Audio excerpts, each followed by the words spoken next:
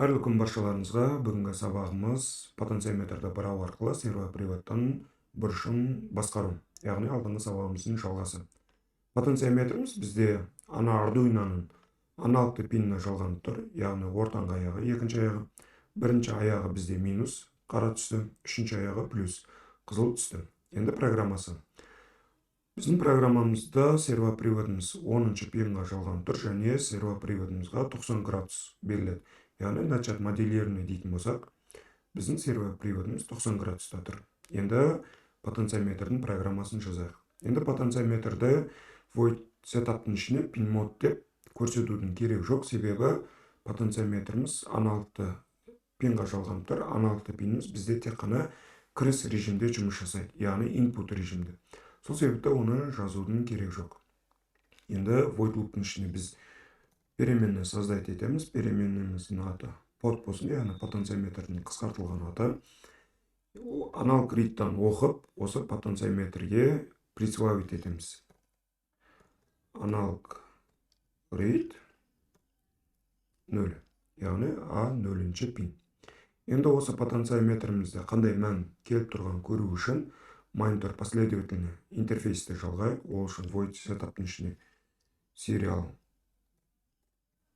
begin 9600 скорості көрсетеміз. Яғни Arduinoның компьютермен ақпарат алмасу скорості.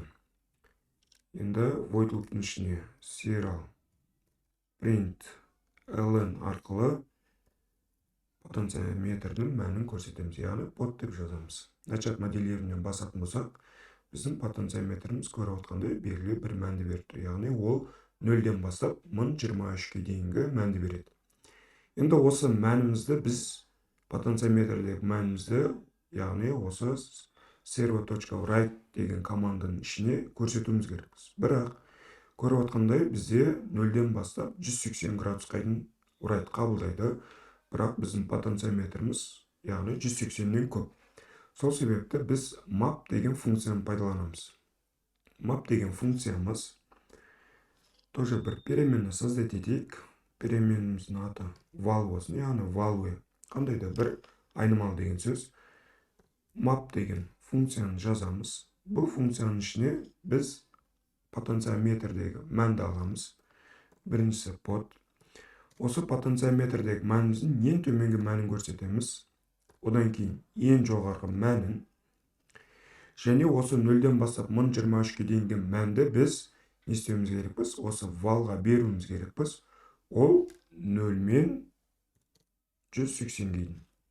Яғни map'тың қызметі қандай? Map деген функция бізде 0-мен 1023 деген мәнді алады да, ол 0-мен 180-ге дейінгі мәнді плавномерно береді.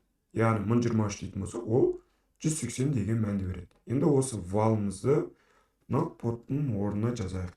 Яғни valды serial print'қа шығаратын болсақ, яғни ең төменгі мәніміз бізде 0-ді, ең жоғарғы мәніміз 180-ді береді.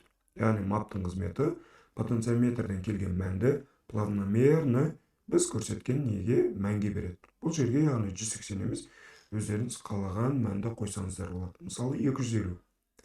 Начат моделеріне басатын болсақ, яғни ең жоғарғы мән 250, ең төменгі мәніміз бізде 0 болады. 180 мәнге қойайық.